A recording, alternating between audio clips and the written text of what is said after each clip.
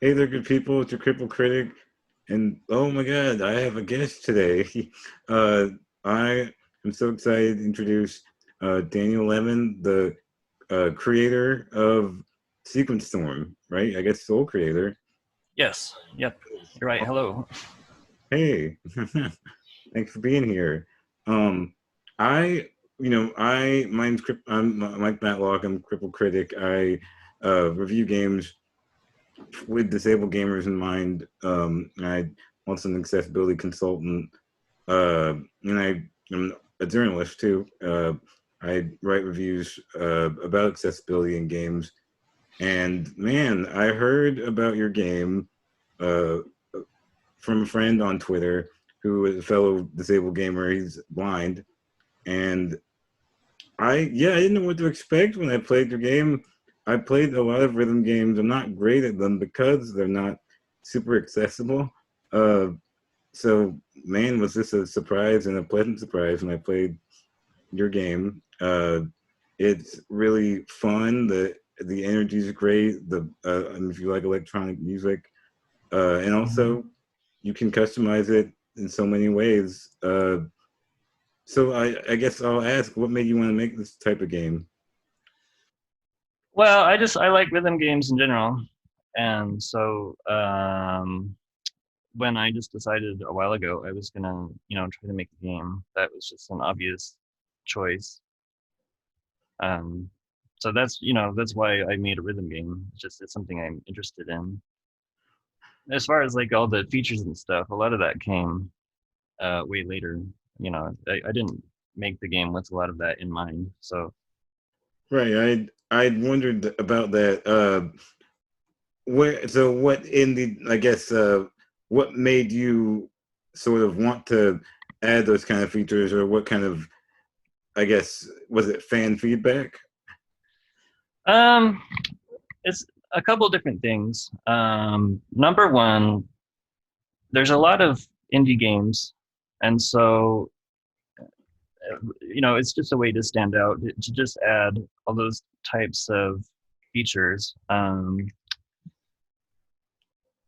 So that's number one. Just like, how do you stand out when there's so many games? And then number two, when I started to read about accessibility stuff, it all seemed to be an interesting problem to solve, just like technically, and that's just the kind of thing I like to do is just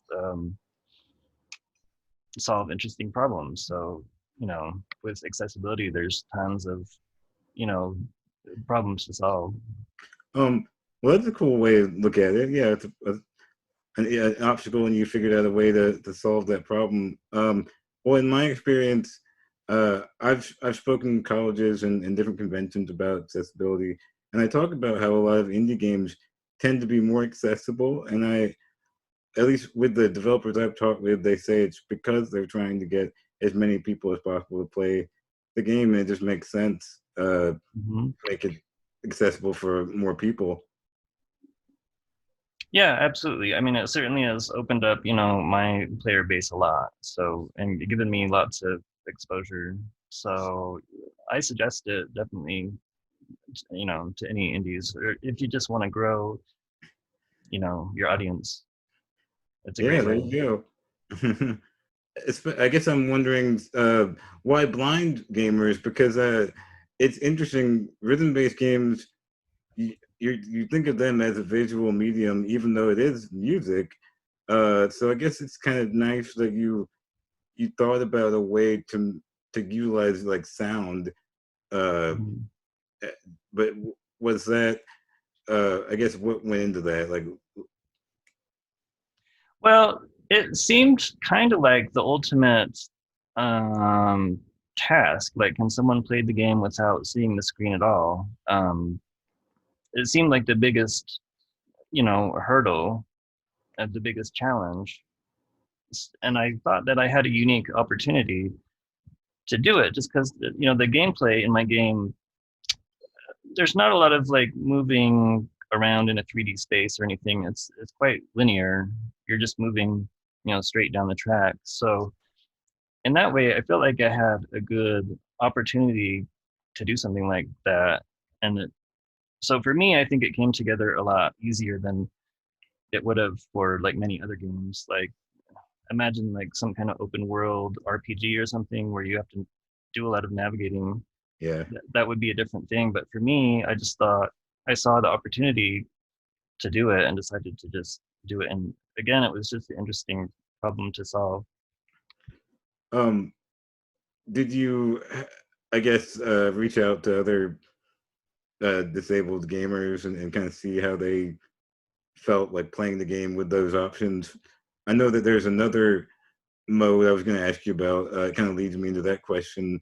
What seems to be it's Audible Cues 2 mode, I think. What's it? From what I read, it's not finished. It's in like a beta sort of. Yeah, there's well, I guess I'll explain the two different modes. One works in like a call and response type of way. So you hear what cues you're supposed to press, and then you repeat them back.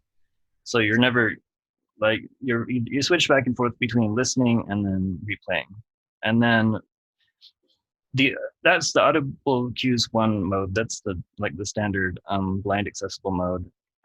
There was another mode called audible cues 2, and that one attempts to replicate the whole experience in that you know it's much more difficult. Some players use it, but you have to listen to the audio cues and play them back at the same time, and that so that you're getting the same gameplay experience as a sighted player would.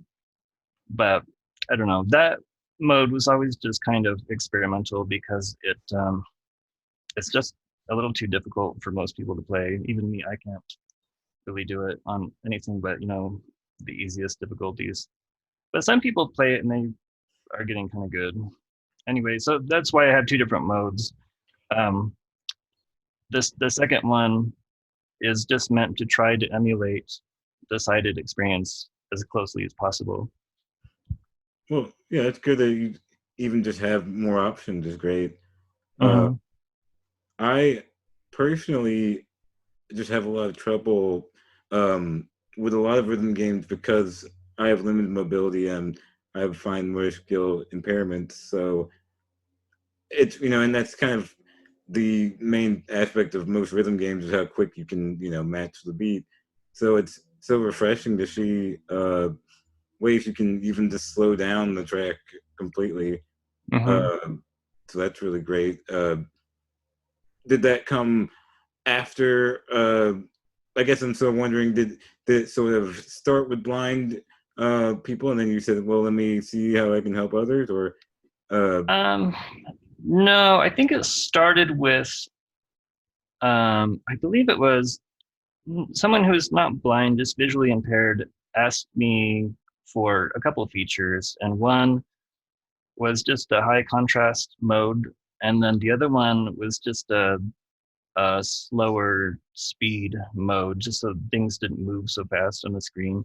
So I implemented those two, and then I started to look like, okay, what else can I do? So I found there's a website called Game Accessibility Guidelines. yeah, So I don't know who wrote that, but they or that website outlines just a whole bunch of different guidelines, obviously, and so I started to work from there, and that's where I got lots of things like not needing to use accurate timing, or not needing to use so many buttons, or not needing to hold buttons down, or not needing to press multiple buttons at once. So I just started to implement all of those different features from that website. And I've actually not gotten a ton of feedback from so many players about all of those individual options, but I'm just assuming that someone out there is using them. I don't know. I haven't. well, they are. Okay.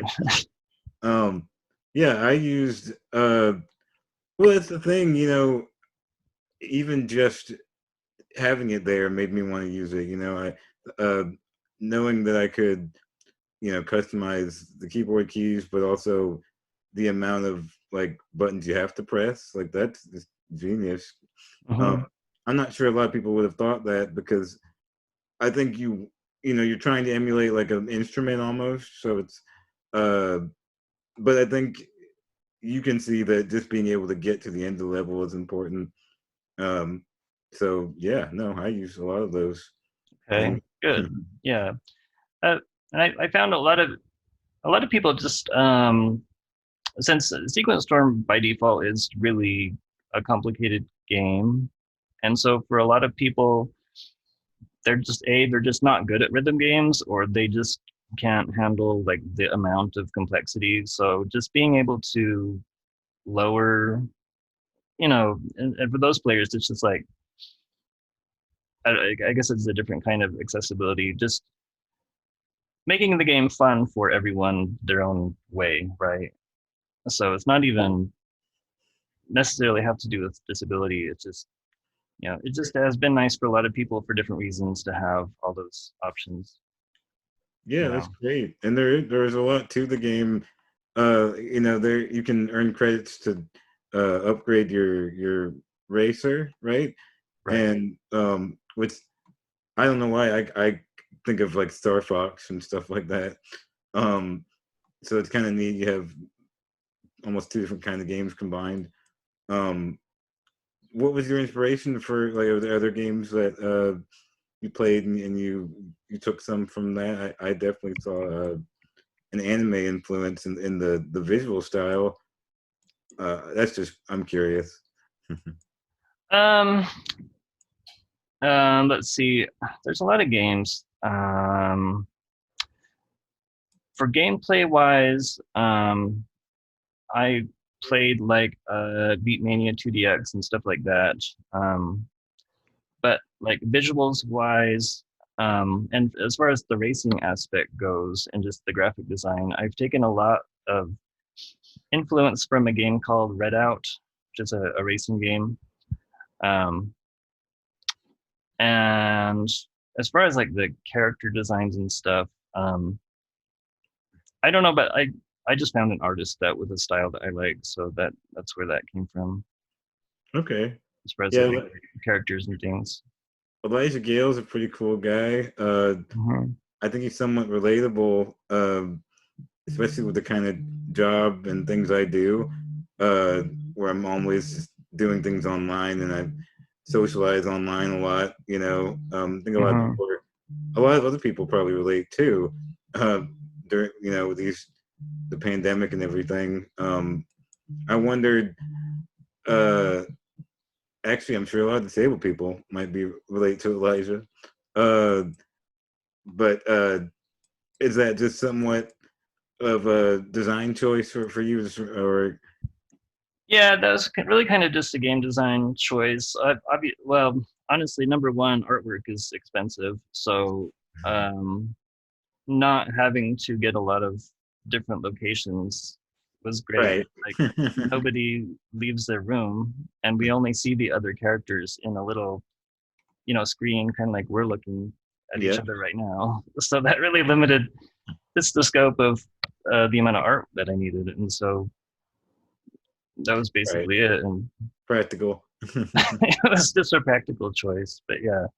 Well, I guess that answers my next question, which was more of a personal one about the story and the. I guess Elijah reminds me of another character, and I was really curious if that was any sort of reference to Cowboy Bebop, um, because there's an episode. I'm trying to remember. I think it's Brain Scratch is the name of the episode, and you might maybe you've never even watched it. I don't know. No.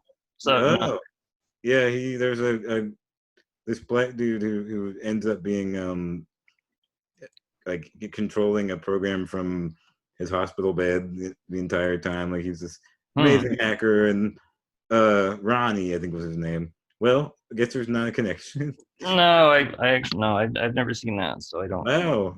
Yeah. It's very cyberpunk, so I think you definitely enjoy it. Trying to think of the name. So the Elias design, gosh, Mhm. it comes from is an American artist, a graffiti artist. I'm trying to remember his name. It's like a French name. And that's why I'm not pulling it up. Jeez.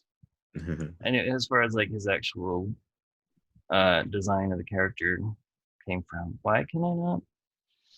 Oh well, Yeah, I'd have to he's sit here and look it up on my computer. I don't want to do mhm. that right now.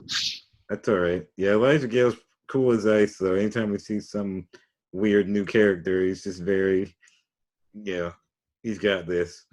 Sure, yeah. I guess I was gonna ask again about the audio cues 2 mode. Do you think it'll end up being something uh you can fine tune more and or are you kind of leaving it open ended right now? I don't know what to do with it. It's there in case people want to use it, and I've certainly a lot of people have, and um, I've asked for feedback on any way to make it better, but I really haven't gotten any, and so that's just one of those hard problems. The issue with that mode is you have to be able to both play the cues and then listen for them at the same time, and Yeah. if I could think of a way to make it easier, but honestly, I think if there was any of the people that do use that mode would have, I don't know, we would have come up with something by now, but maybe there's still solutions, but I don't know. So anyway, it's like it says in the, it's just there as a kind of experimental mode, Okay. really. Well, you might get more feedback after this, hopefully. Uh, do you have any plans to? I know I've seen several DLC available. You making more anytime soon? I want to. I'm trying to currently working on putting together. I want to do a little crowdfunding thing this time and see how it goes because I want to create a whole new DLC. Right now, there's a bunch, um, and the game is. I recently made it free to play, Yeah. and so you can you can buy. Let's see. There's a couple DLCs to complete the story. Actually, oh, well, there's three story DLCs now, and a couple of which are just song packs. But I want to add a new expansion which builds off of the story, coming off of Act two somewhere, just like it to fill in a lot of background stuff. I want to create a new character, write a new storyline, and come up with lots of new graphics and things, and new tracks, obviously. So I'm trying to put together, a nice crowdfunding page for that. So hopefully to get some interest Well, cool. in it. Uh, any new games in the pipeline? No, I mean this one game is taking up all of my time, I'm sure. really. Yeah. uh, well, it's a really awesome game. The accessibility features you have are really important, and I think, like you said, to any other indie developer, it just proves that the more accessible you make it, the more people will play, probably. uh, Yeah, I would hope so. I think so. But I think the one thing to learn is none of it has been as hard as I thought it would be. okay. So if you just kind of make it a goal to do at least, and you have to do everything, you can just, there's levels. If you look at the game accessibility guidelines, there's from basically, basic to advanced features, and I don't know, you can just start with the easy stuff. Did You know. since you did say that you did a lot of the accessibility features after the game was made, were there challenges? Because with developers I've talked to, it's a lot easier if you've already planned it ahead of time. Uh, so what kind of went into that, or what obstacles did you have to deal with? Um, that's a good question. I can't think of anything that really felt insurmountable. I mean, I did have to do things that weren't part of the original plan. Trying to think. Did you? I, did you have? I mean, I guess I'm wondering. Did you obviously you looked at those guidelines, and that's great. That I'm happy that you even just researching that helped you. But did you have to kind of think of things from a different perspective? I don't know, close your eyes and just kind of play the game that way. Oh yeah, I definitely did the, especially with the blind stuff. Like I really, I just had to try it for myself. And well, I actually that's an interesting point. Is that when I was developing, the blind modes, I was like, well, this is really hard for me to do, and I thought, well, this is just too difficult for anyone to do. But that's just me and my experiences. But then, quickly I learn as people start playing it, like people who are blind have an ability to visualize positions of things and stuff and listen to multiple sounds at once. And Oh yeah, way better than me. and at a level that I never imagined. So when I was like, well, here's this mode, I'm working on it. It's probably too hard. I'm gonna have to like do something to make it easier, or whatever. And people were like, no, this works fine, because people who rely a lot more on their hearing um, have, compared to me, have like superhuman Yeah, hearing basically, and they can just, but also like memory for like patterns and stuff um, is just so much better than I have, or I could have, so just discovering what people can actually do was interesting because I don't I'd never talked to any blind people about it, so just going off my own experiences, I was totally wrong about what was going to work and what wasn't. well, that's a really interesting Mhm. point. Then, so you thought, I think, so you originally were going to try to make it easier because, from your perspective, it seemed too hard. Uh, Yeah, yeah. yeah, I understand that completely. I'm even in my field, I'm learning constantly. It was only a few years ago that I realized blind gamers could, or that there were blind gamers that they could play Mhm. games. Even finding out that there's genres that have these things in place for them, like Mortal Kombat has audio cues you can turn on. I didn't even know that for a long time, Hmm. and they can tell where they are on screen by the sound on whether it's on the left or the right, uh, and what like combo even they're doing, which is crazy. So I mean, yeah, there's I'm constantly learning, and I understand exactly what you mean. You answered most of my questions. Did you have anything you wanted to say directly to the people who played your game or people who could? Well, I mean, it's free to play right now if you can give it a shot and see if you like it. And but also, I mean, if you try it and it doesn't, there's an issue. I mean, just bring it up to me on Twitter or wherever, or email me, and I'll try to make it work for you, whatever your needs are. Um, I know that for one thing, there's some users that can only use like a pointing device, and that's one type of you know, I don't know anybody like I don't really feel like I'm supporting those users, right? Because Do you I mean you mean like just a mouse or like just just a mouse or whatever. I don't know. The thing is something I don't know about. Like, but some users they only have the ability to like kind of point and click. They can't use a keyboard or whatever. so one thing I'm sort of focusing on in the last few months, uh I play a lot of PC games, and that's another thing I noticed about your game is that it let me use like third-party programs outside of the game, like as long as it was in the windowed mode, I could Uh-huh. use. I use on-screen keyboard because I can't use a keyboard like a physical one, um,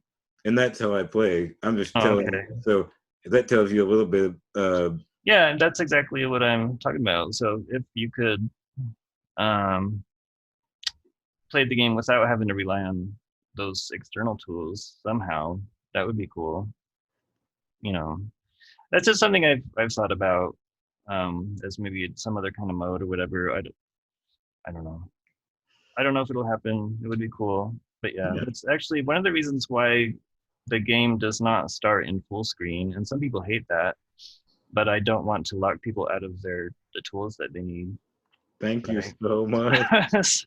Because I've had experiences like that already, where people are like, people that could only use pointing devices, like they get stuck in a full screen program, you know. Well, that's So brilliant because it happens to me a lot. yeah. That's such a very specific. It's hard to really explain to people too. Well, that's exactly it. Like I use an on-screen keyboard. Sometimes I have to kind of use a key remapper or one that can change the mouse keys to keyboard keys because of that issue where I'll play a new game and it'll immediately like it'll be in full screen mode and it wants me to like press a button on a keyboard in order to like proceed. Hmm. Uh, uh, and then I'm just stuck Sure. there. And I'm like, yeah, I had to ask someone to turn the. Yeah. Well, that's why for the game's UI, 99 or 95% of it is usable with a mouse. There's a couple things you can't do, but the gameplay itself is not something you can do with just a pointer, and so that's one issue. Well, But anyway, that's what I would say then. If a game has to do that, then just do what you did and let. I guess the I've been trying to find like the actual like technical term for it. I've heard some people call it cursor lock, uh, where you can't like once you click outside of the game screen, it won't let you reach anything else. But uh, your game doesn't have that, so no. I guess I've always been trying. I've been trying to kind of bottle that. Like, how do you design that? How do you? Because I've seen games that do it, and I've seen games that don't. Uh, I'm not sure if it's the engine or what. You know what I mean? What goes into that? Oh, I mean, I just never had a need to lock the cursor, I guess. I don't know. That just seems simple then. Right. But I mean, because yeah, like I said, the gameplay itself doesn't use a mouse. So, but yeah, like you said, to anybody out there, just try it and see if you like it. And if you do, hopefully you'll buy some DLCs and stuff. you know, Awesome. especially if you would like to see continued, development. That's the thing that makes it possible. Yeah. Well, that's awesome. Where can people follow you on Twitter? Just under the Sequence On Storm. Twitter, I'm just I have to look at my own profile. Uh, at sequence underscore storm. Sequence underscore storm. Yep, on Twitter, and then the game on Steam or on itch is just called Sequence Storm. It's pretty easy to find. Awesome. You're doing good work, man, and it's an awesome game. Uh, Thanks. Thank you, Daniel Lemon, for being here with me and on my channel. All right, guys. Thank you guys for watching this really awesome opportunity to talk to this dude who made a really accessible game. All right, you guys. Thanks for watching, and I will see you later. Bye.